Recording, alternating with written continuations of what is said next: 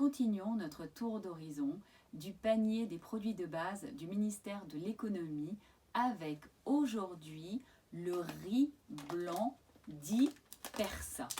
Voilà, donc le riz parsi qui est donc le produit, le riz de base du panier du consommateur. C'est un nom commercial qui a été inventé par les supermarchés ou les vendeurs israéliens. Donc Israël n'est évidemment pas un pays de riziculture et donc la totalité du riz qui est consommé en Israël est importé, une quantité importante puisque les Israéliens consomment quasiment 13 kilos de riz par an et par habitant, c'est pas négligeable. Et environ un tiers de ce riz vient de Thaïlande, un peu moins d'un tiers de ce riz vient d'Australie. C'est assez surprenant, mais c'est comme ça. Environ 15% du riz vient d'Inde et le reste de différents pays.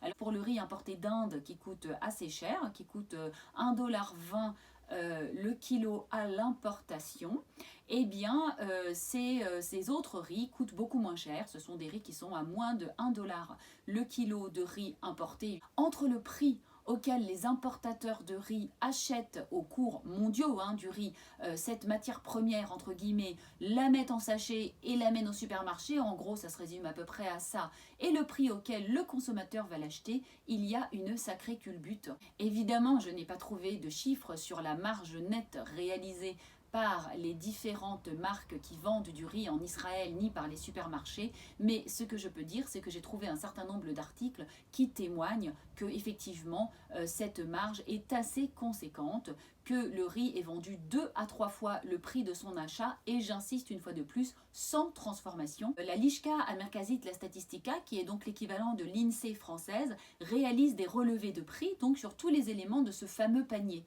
Et donc le dernier relevé de prix qui a été réalisé sur ce riz persan classique pour le mois de janvier 2021 nous indique un prix moyen sur le territoire à 10 shekels 40. 10 shekels 40 le kilo de riz. C'est quand même très très cher. Alors pourquoi ce riz est-il si cher? Eh bien c'est comme d'habitude parce que évidemment il y a un monopole sur le marché, la société Sougat. Je vais d'ailleurs vous montrer à quoi ressemble le rayon riz d'un supermarché israélien. Eh bien en fait ce n'est pas un rayon riz mais c'est un rayon Sougat. Sougat possède à peu près 65%, soit plus des 2/3 du marché du riz en Israël, et que c'est Sougat donc qui mène la danse pour ce qui concerne les prix, puisque le riz de Sougat et son tarif conseillé, on va dire, est à 9 shekels 90. Il est environ 30% plus cher que le produit équivalent en France ou en Allemagne. Donc évidemment, le consommateur israélien, une fois de plus, paye le monopole de Sougat. Et donc, je me suis un petit peu intéressée pour savoir qui était Sougat. Donc Sougat, c'est une société qui a été fondée en 1957 à Kiryat Gat. Sougat a également été la société à qui l'État d'Israël avait confié la tâche d'essayer de faire du sucre de betterave sous un climat méditerranéen. Donc bon courage, parce que pour que la betterave se concentre en sucre, il faut évidemment qu'il fasse assez froid. Donc une tentative assez vouée à l'échec. D'ailleurs, la raffinerie de sucre a fermé. Et Sougat, par la suite, a changé de main plusieurs fois.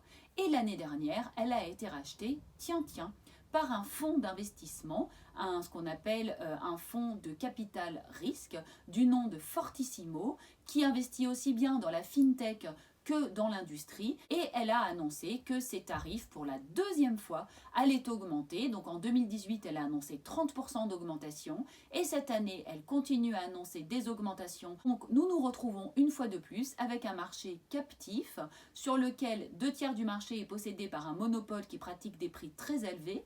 La bonne nouvelle en l'occurrence ici, c'est la présence évidemment d'un certain nombre de marques distributeurs, parce que ce n'est pas compliqué d'importer du riz et de le mettre dans des sachets, puisque c'est tout ce qu'il y a à faire. Et donc on constate des écarts de prix du simple au double entre par exemple la marque distributeur de Rami Levy et Sougat.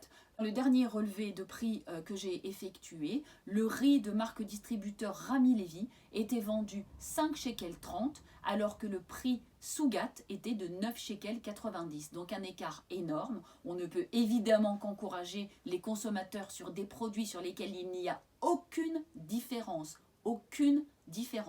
entre le produit de marque et le produit distributeur, à abandonner totalement ces produits pour lesquels on paye uniquement la marque. Concernant les informations nutritionnelles, il n'y a pas grand-chose à en dire évidemment. C'est un produit de base, c'est un produit sain, il est largement surveillé. Pas question de payer 10 shekels un paquet de riz de base. On va vers la marque distributeur et le ministère de l'économie ferait bien d'en faire autant et d'encourager les marques distributeurs plutôt que de maintenir artificiellement le marché à un niveau de prix qui est absolument anormal.